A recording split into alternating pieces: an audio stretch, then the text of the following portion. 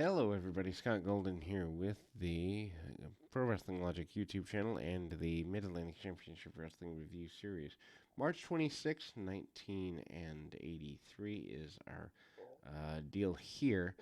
They open with the Great Kabuki in a challenge sort of situation. Kabuki, of course, having been in other territories, most notably world class, is probably the easiest way. Gary Hart, also the manager of the Great Kabuki. Kabuki comes in, does martial arts related weapons work, for lack of a better term, throughout, and Gary Hart continues to kind of make allegiances to the idea that Kabuki could be used with the size. He also manages to cut a watermelon with the size, kind of doing a Bruce Lee style of gimmick, dropping that and managing to do everything he can in that way.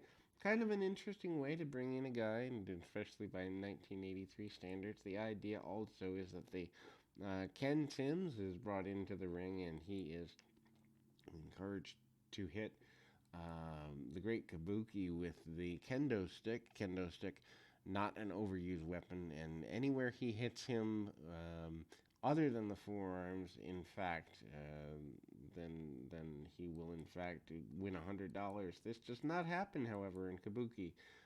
Then goes into a match with Tim's, for lack of better terms, although probably not even a match, more like an assault with the kendo stick eventually. Then we move to the next in the series of matches, which happens to be, in this particular occasion, kind of getting the Slaughter Canoodle versus Mike George and Mike Davis. George and Davis are not exactly, major challenges. Canoodle and Slaughter, former tag team champions, of course. We've been charting that over the last several weeks and months here.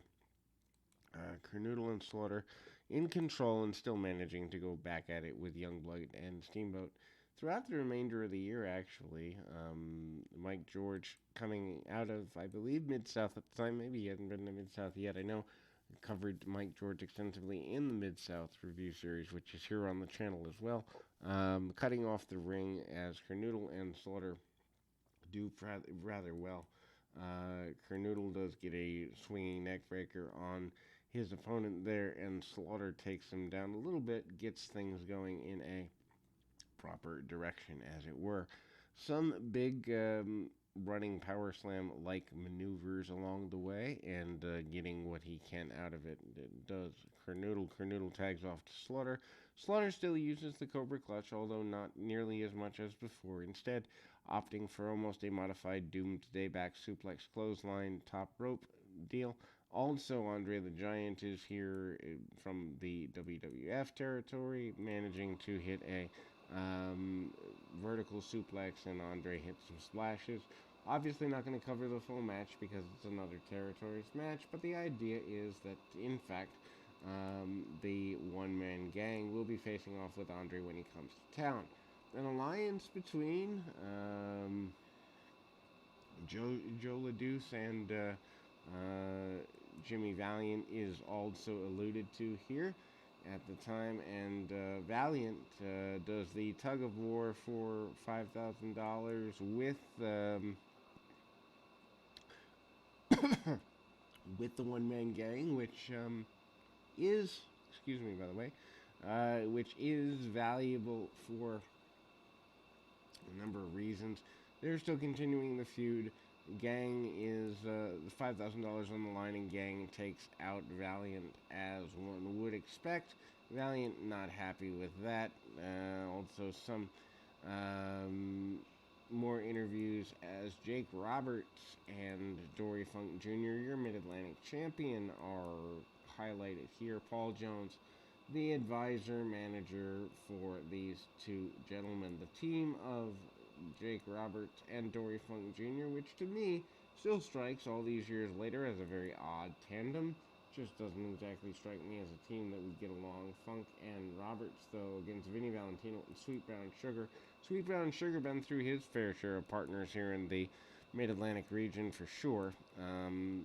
Deep arm drags and Funk, who is your Mid-Atlantic champion, takes the majority of the match with Vinny Valentino early, drops some elbows, goes at it with his adversary. Sweet Brown Sugar comes in, leapfrogs, and a couple of drop kicks under the chin, nicely executed. Jake Roberts bumps around for him as well as Funk does, and Sweet Brown Sugar, who really does get a decent enough victory in just keeping a regular job at the time.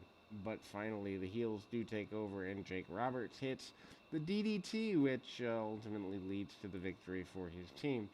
One Man Gang not happy with the fact that he has not been vindicated in the tug of war contest. Also, Slaughter and Kernoodle will be facing again in a cage.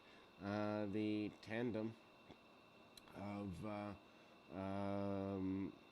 the tag team champions Youngblood and Steamboat, hyping cage matches around the horn. Also, Joe Sladou's out there saying that he does not have the least bit of care, one way or the other, about the money that he supposedly owes Oliver Humperdinck, claiming that he, in fact, does not owe Humperdinck any money from his perspective. And this brings out the television champion Dick Slater, who manages to go at things there. I think there's been a championship change. Slater and Ledoux along the way here. They seem to have been battling over the championship without the announcers really talking about that, but they do go into battle here in the area, and obviously a brawl. Ledoux takes the majority of the match. Ledoux as a babyface here in the Mid-Atlantic territory. Slater does cut him down with some punches, kicks, basic maneuvers. Doesn't get all he wants on it. Does get enough though, and the brawl continues for quite a few more minutes here as we kind of go that way.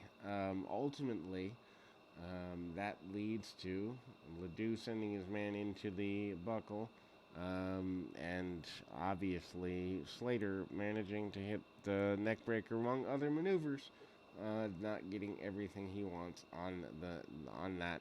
However, Slater cuts him off, and the brawl continues. Match isn't anything to write home about, but if you like brawling, if you like stories that kind of have a little bit of meat to them, you do get that here. Sir Oliver Humperdinck interferes and lays out Joe Ledoux. Ledoux also, as mentioned in the weeks and months to come, does formulate a, I guess, alliance, loose one anyway, with Jimmy Valiant, the Boogie Woogie Man. There is both members of the Briscoes, Jack and Jury, out. They are supporting the new tag team champions Steamboat and Youngblood. They admire both men, and they being the Briscoes, take on Rick Harris and Masafuchi in a tag team match to close the program. Briscoes are in control. Hip tosses, backdrops, and the leg. Briscoes really taking clear control. Suplexes by Briscoe, and actually gets a victory off of that. Slaughter and Kernoodle claiming that their battle for the tag team championships are not over. They seem to promise that they will get the belts back in cage matches coming up, and they will be champions yet again. That's their main focus going forward, and we'll be back with more right after this.